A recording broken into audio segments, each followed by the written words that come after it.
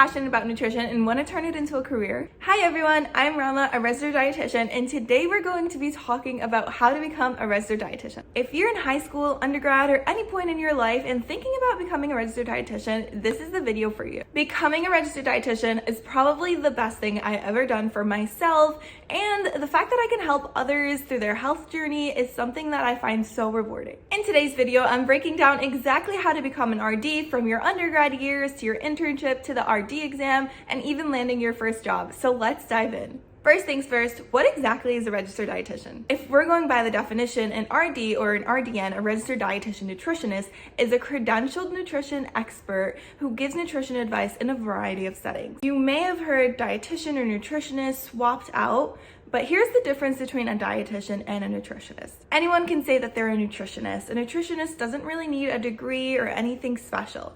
An RDN has actually gone through the years of undergrad, grad, and internships training, taken the RD exam to actually become credentialed in giving advice in nutrition. As an RD, you can work in hospitals, private practice, sports nutrition, food service, and so much more. I honestly didn't know how many different places a dietitian could work until I did my internship. Step 1, earning your bachelor's degree. The first step to becoming an RD is earning a bachelor's degree in nutrition, dietetics, or a related field from an accredited program.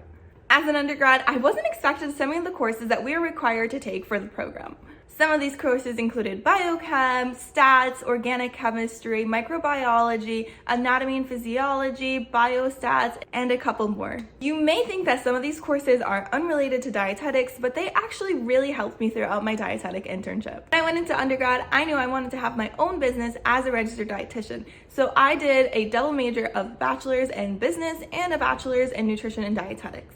It was quite difficult to balance both workloads and course loads that didn't even align with each other, but I thought it was very worth it. I learned a lot from the business side of schooling and of course a lot from my nutrition side as well. So you're done with your undergrad. What's the next step? After you finish your bachelor's degree, you're gonna have to move on to your master's or your dietetic internship or find a combined program, which is what I did. Before I forget, I do want to mention that there are some undergrad programs that also combine a master's and a dietetic internship, so you can just apply from the start and go right through. The next step, and kind of my least favorite in becoming a dietitian, is going through DICAS. In order to get placed into an internship, you have to go through an application process through DICAS. Basically, DICAS is what's going to place you into a dietetic internship. This can be a combined one or just separately a dietetic internships. By combined, I mean a master's and a dietetic internship. For my master's, I did the coordinated program at the University of Connecticut. So they have a combination of master's in health promotion and the dietetic internship. My coordinated program was a 2-year program where I started doing my master's work as well as my internship kind of around the same time. I know a master's seems to be very overwhelming, but I had a very good experience and I actually preferred it over my undergrad. The thing about DICAS is you pick your top schools, but you only get into one. However, don't get discouraged because in the first round, if you don't get picked for any of the schools that you wanted, there is a second round where you can reach out to different schools and see if they'll take you and accept you as a student. I am gonna be very honest with you, getting placed into a dietetic internship is actually very, very competitive. So you're gonna wanna have strong grades, volunteer work, relevant coursework. You're also gonna wanna have relevant work experiences. So your DI or your dietetic internship is where you're gonna get all your hands-on experience in community, hospital, food service, and so many other realms of being a dietitian. The dietetic internship, or at least mine,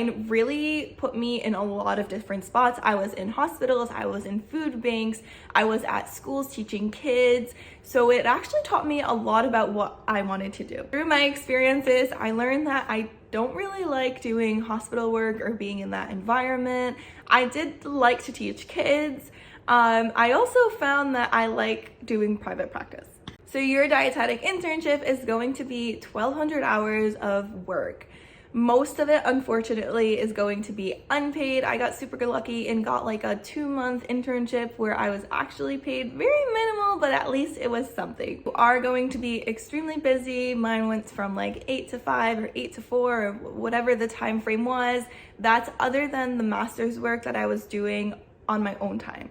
Oof, the RD exam. I think I took, I want to say, about 4 months to study for the RD exam. There's a lot of books out there and study guides that you can use to study for the RD exam. Personally, I use the Jean Inman's Review of Dietetics. I found it to be very helpful. It provides recording as well as study guide and practice tests that have like past exam questions. After studying for a couple of months, actually the first time I felt like I wasn't as prepared and I did push my exam a couple weeks. I do think that taking it right after I finished my master's program or the combined program and finished my dietetic internship helped me because everything was very fresh in my mind. Once you officially pass that test, and you'll know that day of, right when you're walking out, that means you're a registered dietitian officially. After that, if you want to practice in your state, you might have to get licensed. You can check out your state websites and see if you actually need a license to practice there. Then you can go on to finding a job, whether that's clinical, private practice, or even social media, because dietitians are everywhere now.